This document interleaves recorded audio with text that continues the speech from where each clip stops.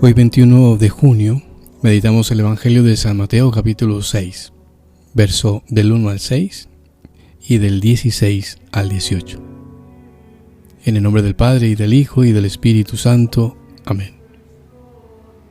Estad atentos a no hacer vuestra justicia delante de los hombres para que os vean. De otra manera no tendréis recompensa ante vuestro Padre que está en los cielos. Cuando hagas limosna, no vayas tocando la trompeta delante de ti como hacen los hipócritas en las sinagogas y en las calles, para ser alabados de los hombres. En verdad os digo que ya recibieron su recompensa. Cuando dé limosna, no sepa tu mano izquierda lo que hace la derecha, para que tu limosna sea oculta y el Padre que ve lo oculto te premiará.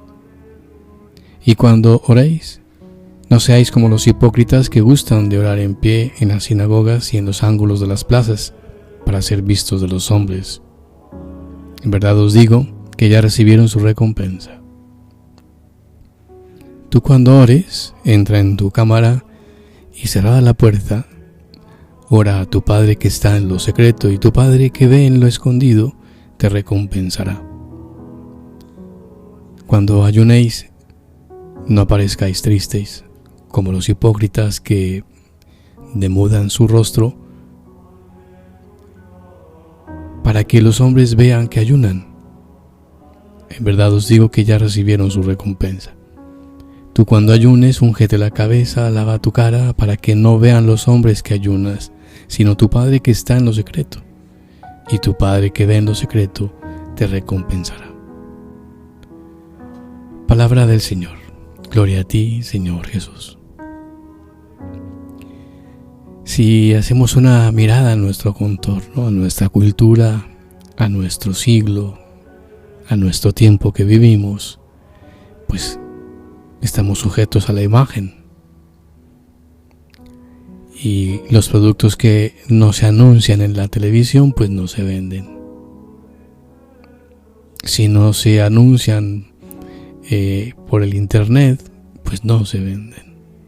Y las personas que no salen nunca en la pequeña pantalla, pues no son importantes. Por eso nuestro mundo se alimenta de cosas superficiales. Importa en este momento más el aparentar que el ser. Interesa más la fachada que el interior de la casa. Y estamos más pendientes del que dirá la gente, de lo que Dios puede decir de mí. Jesús no vive pendiente de su imagen. Si miramos el texto del Evangelio, Él vivió en el anonimato, pasó por la vida como uno más, como uno de tantos. Por eso no podía soportar a los hipócritas, a los fariseos, a los que obraban para ser vistos por los hombres. Y luchó para que no se usara la religión, limosna, ayunos, oración, para prestigio personal. Hoy Jesús nos dice que a Dios hay que buscarlo en lo secreto, en lo escondido. ¿Y por qué? Y si miramos el texto del libro de Isaías, en el capítulo 45, verso 15, allí encontramos una expresión preciosa. Dios es un Dios escondido. Por eso no hay que salir fuera para encontrarnos con Dios. Jesús nos remite a lo escondido del corazón donde habita Dios. Ahí está nuestro verdadero tesoro, nuestra perla más fina, nuestro manantial más profundo. Encontrar ahí al verdadero Dios es nuestra mejor recompensa. Lo de salir a manifestar con obras, eso que ha sucedido en el interior del corazón, eso es una consecuencia normal de ese encuentro íntimo. María, auxilio de los cristianos, ruega por nosotros. La bendición de Dios Todopoderoso, Padre, Hijo y Espíritu Santo descienda sobre ti y te acompañe siempre. Un abrazo. Feliz día.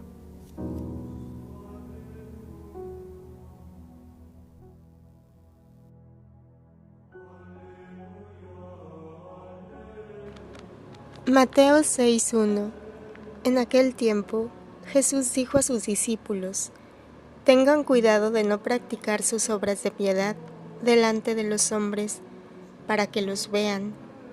De lo contrario, no tendrán recompensa con su Padre Celestial. Volumen 2, febrero 28, 1899. Jesús le habla de la fe. ¿De qué temes?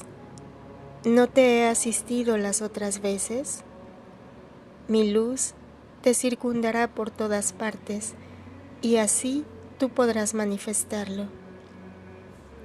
Mientras así decía, no sé cómo he visto al confesor junto a Jesús, y el Señor le ha dicho: mira, todo lo que haces pasa al cielo. Por eso, ve la pureza con la cual debes obrar, pensando que todos tus pasos, palabras y obras vienen a mi presencia. Y si son puros, esto es, hechos por mí, yo siento por ello un gozo grandísimo, y lo siento en derredor mío, como tantos mensajeros que me recuerdan continuamente de ti. Pero si son hechos por fines bajos y terrenos, siento fastidio. Y mientras así decía, parecía que le tomaba las manos y levantándolas hacia el cielo, le decía: los ojos siempre en alto, eres del cielo, obra para el cielo.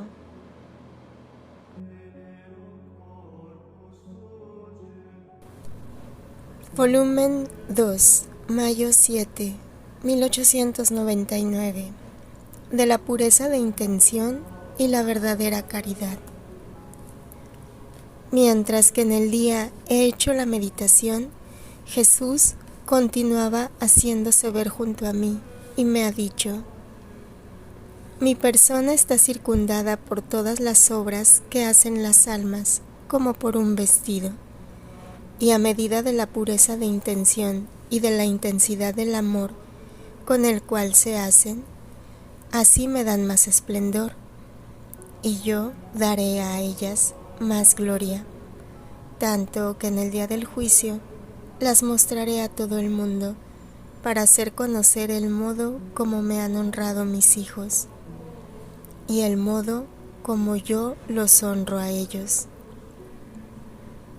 Luego, tomando un aire más afligido, ha agregado: hija mía, ¿qué será de tantas obras, aún buenas, hechas sin recta intención, por costumbre y con fines de interés? ¿Cuál no será su vergüenza en el día del juicio, al ver tantas obras buenas en sí mismas, pero marchitas por su intención, que en vez de darles honor como a tantos otros, las mismas acciones les producirán vergüenza? Porque no son las obras grandes lo que miro, sino la intención con la cual se hacen. Aquí está toda mi atención. Por un rato, Jesús ha hecho silencio, y yo pensaba en las palabras que había dicho, y mientras las estaba rumiando en mi mente, especialmente sobre la pureza de intención, y como haciendo el bien a las criaturas, las mismas criaturas deben desaparecer, haciendo una a la criatura con el mismo Señor, y hacer como si las criaturas no existieran. Jesús ha vuelto a hablar diciéndome: no obstante, así es. Mira, mi corazón es grandísimo, pero la puerta es estrechísima.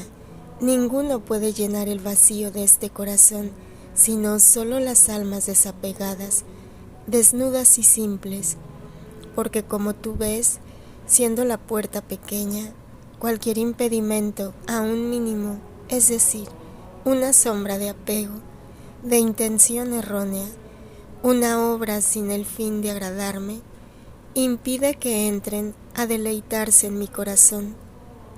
El amor del prójimo mucho le agrada a mi corazón, pero debe estar tan unido al mío que debe formar uno solo, sin poderse distinguir uno del otro.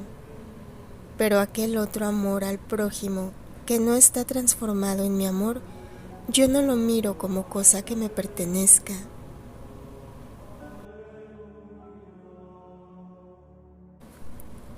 Volumen 2, mayo 12, 1899.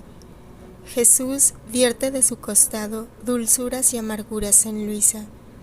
Pasa la jornada junto con Jesús.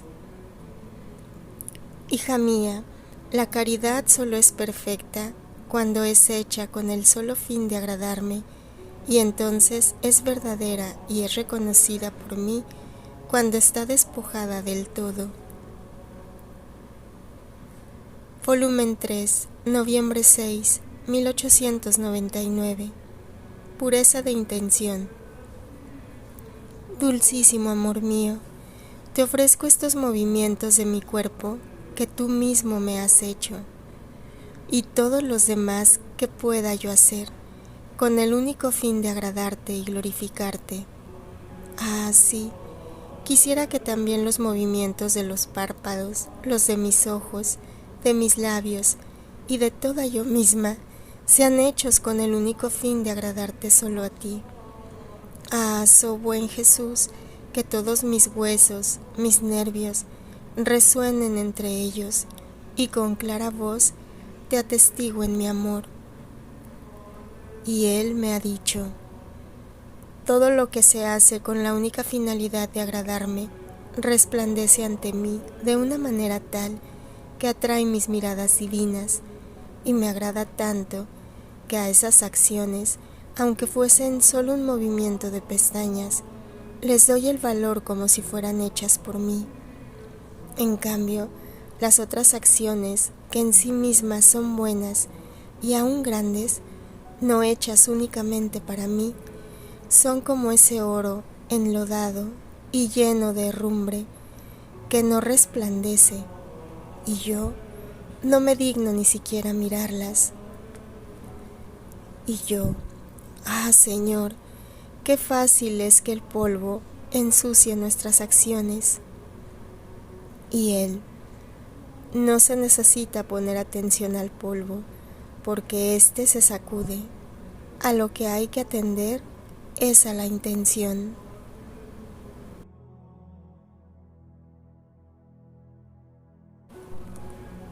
Volumen 3, abril 25, 1900.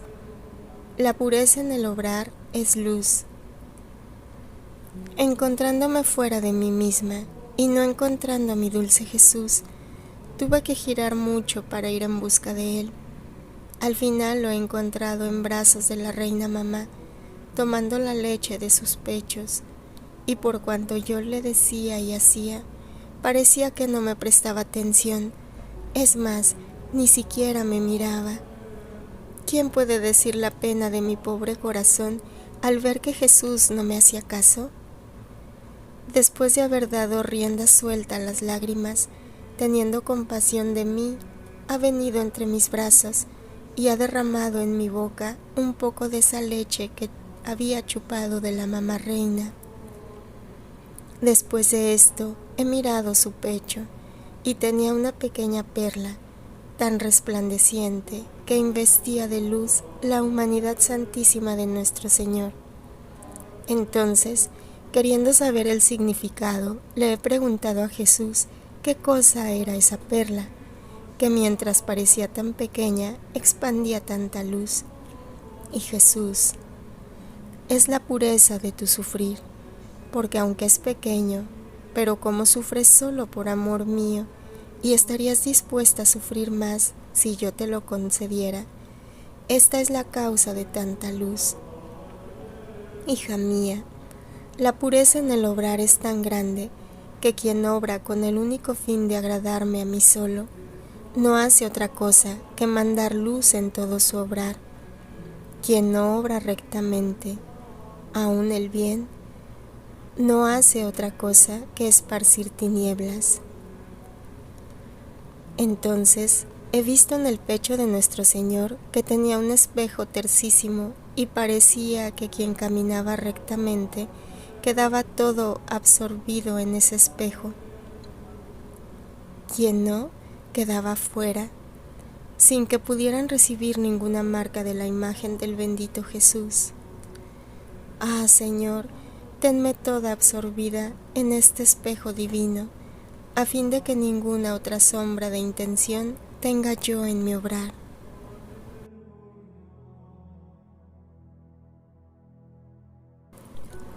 Volumen 12, agosto 14, 1917. Jesús no hace otra cosa que darse en poder de la voluntad del Padre, ejemplo de la santidad del vivir en el divino querer. Encontrándome en mi habitual estado, mi dulce Jesús deprisa ha venido y me ha dicho: hija mía, yo no hacía otra cosa que darme en poder de la voluntad del Padre. Así que si pensaba en la mente del Padre. Si hablaba en la boca y con la lengua del Padre. Si obraba en las manos del Padre. También el respiraba en Él, y todo lo que hacía iba ordenado como Él quería. Así que podía decir que mi vida la desarrollaba en el Padre, y yo era el portador del Padre, porque todo encerré en su querer, y nada hacía por mí. Mi punto principal era la voluntad del Padre, porque yo no ponía atención a mí mismo, ni por las ofensas que me hacían, interrumpí mi curso, sino que siempre volaba más a mi centro, y mi vida natural terminó cuando en todo cumplí la voluntad del Padre. Así tú, hija mía, si te das en poder de mi voluntad, no tendrás más pensamiento de nada.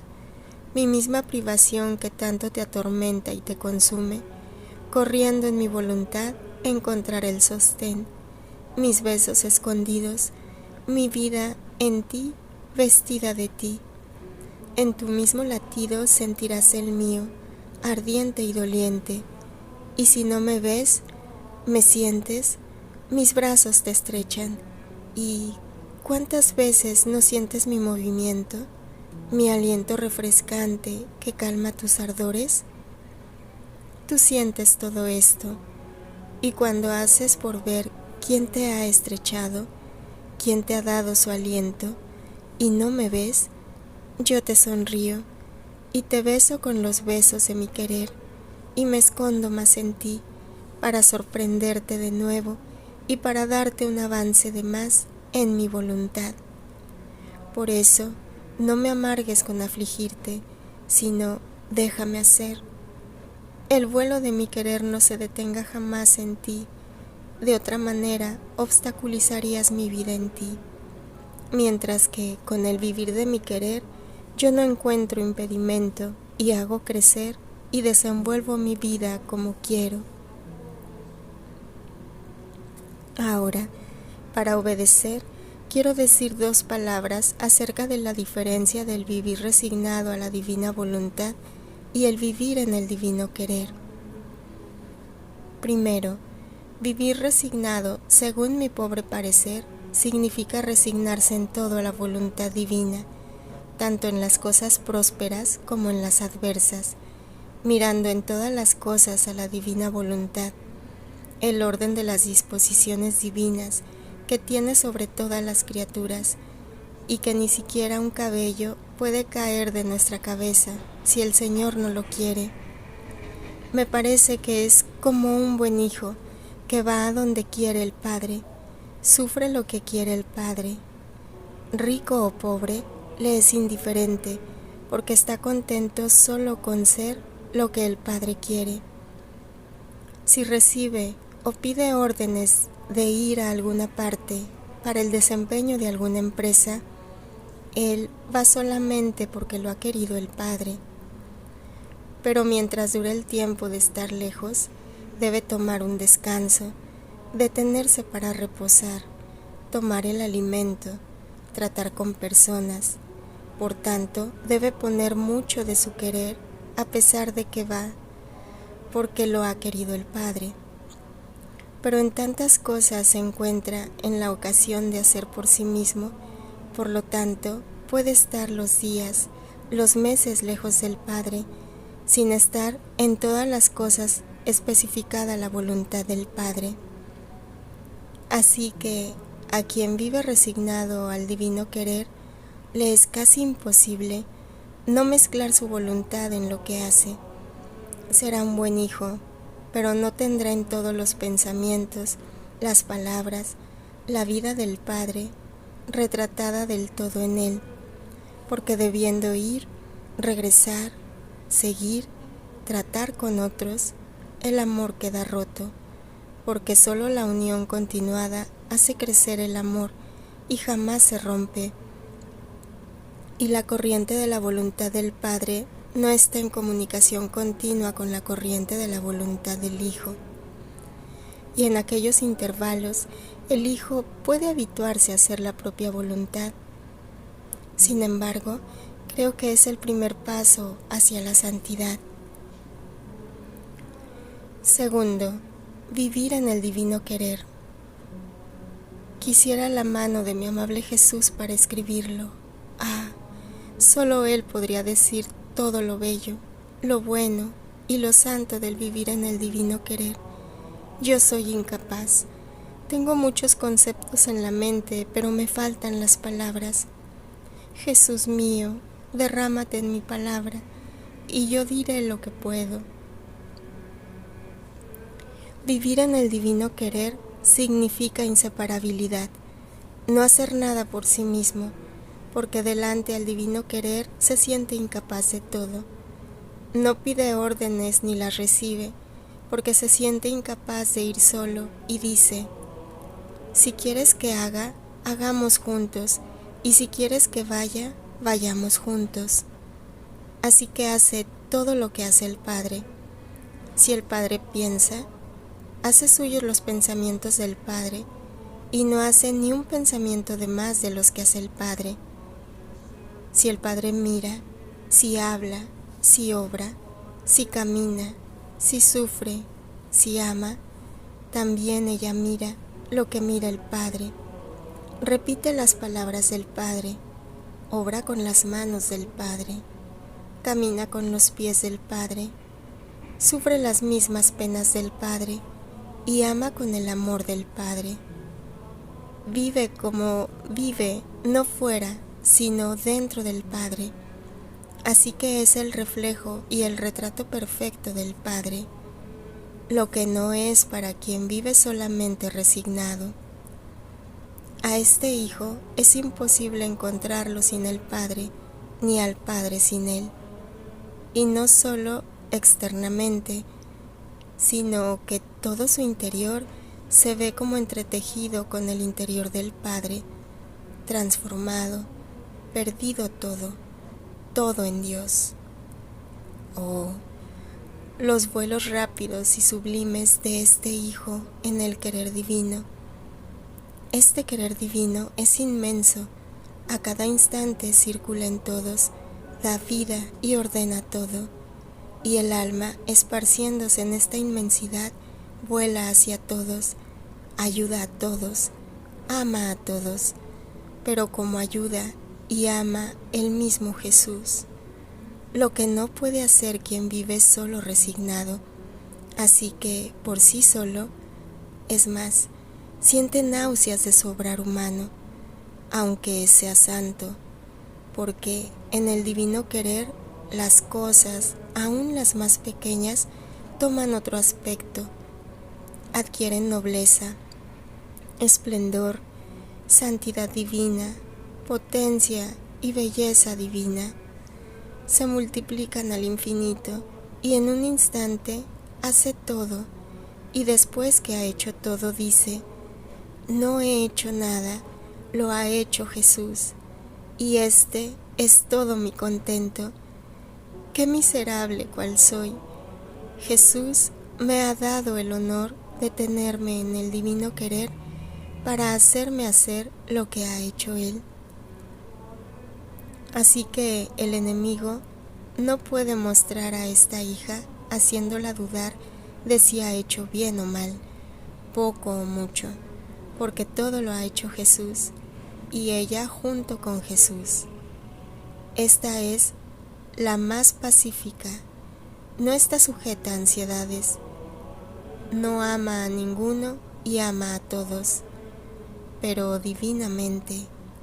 Se puede decir, es la repetidora de la vida de Jesús, el órgano de su voz, el latido de su corazón, el mar de sus gracias. Solo en esto creo que consiste la verdadera santidad. Todas las demás cosas son sombras, larvas, espectros de santidad. En el querer divino, las virtudes toman puesto en el orden divino. En cambio, fuera de él, lo toman en el orden humano. Están sujetas a estima propia, a vanagloria, a pasiones. Oh, cuántas obras buenas y cuántos sacramentos frecuentados son de llorarse delante a Dios y de repararse porque están vacíos del divino querer, por lo tanto sin frutos. Quiere el cielo que todos comprendieran la verdadera santidad, o cómo todas las demás cosas desaparecerían. Por lo tanto, muchos se encuentran en el camino falso de la santidad. Muchos la ponen en las pías prácticas de piedad, y ay de quien se las estorbe, o cómo se engañan si sus quereres no están unidos con Jesús y ellos transformados en Él, lo que es continua oración, con todas sus pías prácticas de santidad, es falsa, y se ve que estas almas pasan con mucha facilidad de las pías prácticas a los defectos, a las diversiones, a sembrar discordias y a tantas otras cosas. Oh, cómo es deshonrosa esta especie de santidad. Otros ponen la santidad en ir a la iglesia y asistir a todas las funciones, pero su querer está lejano de Jesús, y se ve que estas almas poca atención ponen a sus propios deberes, y si son impedidas se irritan, se enojan, lloran, porque su santidad se les va por el aire, se lamentan, desobedecen, son las llagas de las familias. Oh, qué falsa santidad. Otros la ponen en las confesiones frecuentes, en la dirección pormenorizada, en hacer escrúpulo de todo, pero luego no se hacen escrúpulo de que su querer no corre junto con el querer de Jesús, y ¡ay! ¿A quién las contradice? Estas almas son como los globos inflados, que en cuanto se les hace un pequeño agujero, se sale el aire, y su santidad se esfuma y caen por tierra. Estos pobres globos tienen siempre que decir, son fácilmente llevados a la tristeza, viven siempre en la duda, y por eso quisieran un director para ellos, que en cada pequeña cosa los aconseje, los tranquilice, los consuele, pero pronto están más agitados que antes. Pobre santidad, cómo es falsificada.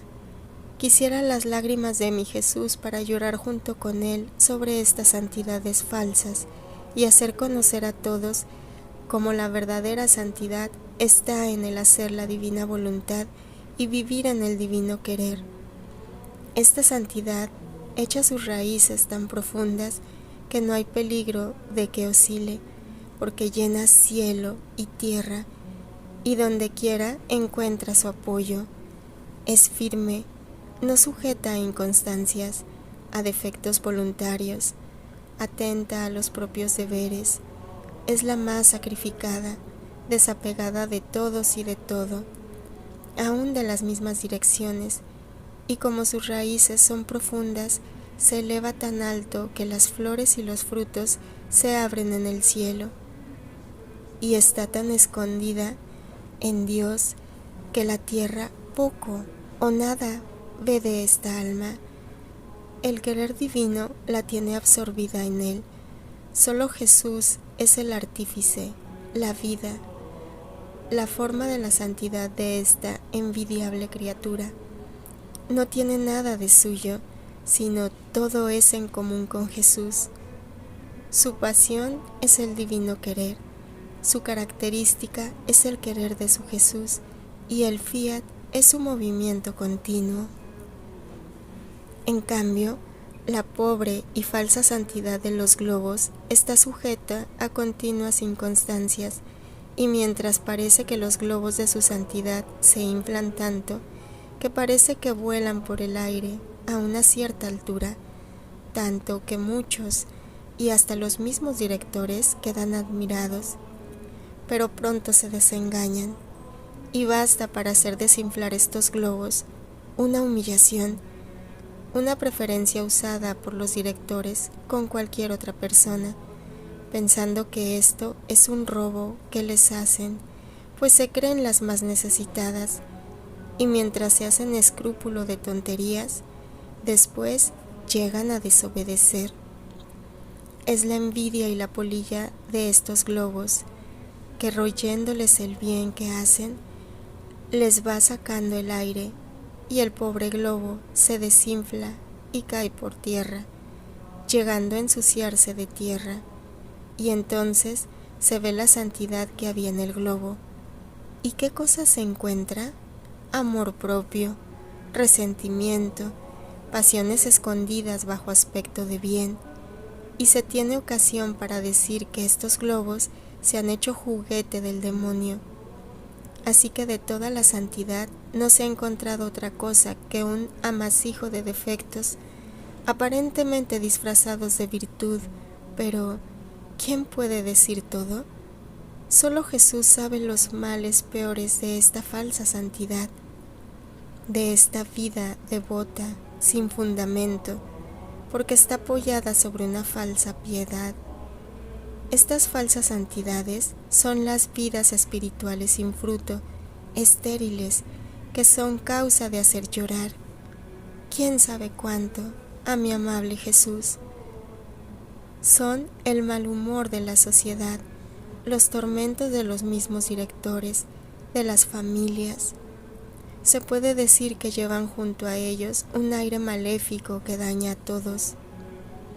Oh, qué diferente es la santidad del alma que vive en el querer divino. Estas almas son la sonrisa de Jesús, están alejadas de todos, aun de los mismos directores. Solo Jesús es todo para ellas, así que no son suplicio para ninguno. El aire benéfico que poseen embalsama a todos, son el orden y la armonía de todos. Jesús, celoso de estas almas, se hace actor y espectador de lo que hacen. Ni siquiera un latido, un respiro, un pensamiento que Él no regule y domine. Jesús las tiene tan absorbidas en el divino querer que difícilmente pueden recordarse que viven en el exilio.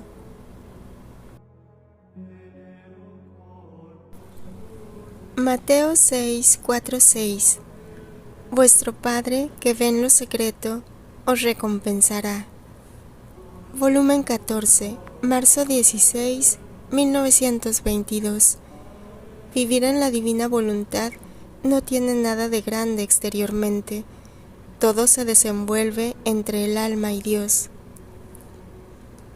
Hija mía, se ve que sin tu Jesús no sabes pensar ni decir otra cosa que disparates. Tampoco mi querida mamá hacía nada de extraordinario en su vida exterior. Es más, aparentemente hizo menos que cualquier otro. Ella se abajaba a las acciones más ordinarias de la vida, hilaba, cosía, barría, encendía el fuego. ¿Quién habría pensado que ella era la Madre de Dios? Sus acciones externas nada hacían entreverlo, y cuando me llevó en su seno, conteniendo en ella al Verbo eterno, cada movimiento suyo, cada acción humana de ella obtenía adoración de todo lo creado. De ella salía la vida y la conservación de todas las criaturas. El sol dependía de ella, y de ella esperaba la conservación de su luz y de su calor. La tierra, el desarrollo de la vida de las plantas, todo giraba en torno a ella. Cielos y tierra estaban pendientes de sus indicaciones. Sin embargo, ¿quién veía algo? Nadie. Toda su grandeza, potencia y santidad, los mares inmensos de bien que de ella salían, eran en su interior. Cada latido suyo, respiro, pensamiento, palabra, eran un desahogo en su Creador. Entre ella y Dios había continuas corrientes que recibía y daba. Nada salía de ella que no hiriese a su Creador y en lo que no quedase herida por él. Estas corrientes la engrandecían, la elevaban, la hacían superar todo, pero nadie veía nada. Solo yo, su Dios e Hijo, estaba al corriente de todo. Entre yo y mi mamá corría tal corriente que su latido corría en el mío y el mío corría en el suyo. Así que ella vivía de mi latido eterno y yo de su latido materno. Por eso nuestras vidas se confundían juntas y era precisamente esto lo que ante mí la hacía distinguirse como mi madre. Las acciones externas no me satisfacen ni me agradan, sino parten de un interior del que yo formo la vida. Entonces, ¿por qué te maravillas de que tu vida externa sea del todo ordinaria? Es mi costumbre cubrir con las cosas más ordinarias mis obras más grandes, a fin de que nadie me las señale, y yo quedo más libre para obrar. Y cuando he realizado todo, entonces doy la sorpresa y las manifiesto a todas, haciendo maravillarse a todos. Es cierto que la obra que hago en ti es grande. ¿Te parece poco que haga correr todos tus actos en la corriente de mi querer y la corriente de mi querer corre en los tuyos? Y mientras estas corrientes corren, forman un solo acto con todos los actos de las criaturas, haciendo correr sobre todos un querer divino, haciéndose actor de cada acto de cada uno, constituyendo por todos un acto divino, un amor, una reparación, una gloria divina y eterna. ¿Y te parece poco que la corriente de una voluntad humana esté en continua relación con una voluntad divina y que una desemboque en la otra? Hija mía, lo que te recomiendo es que seas atenta y me sigas fielmente.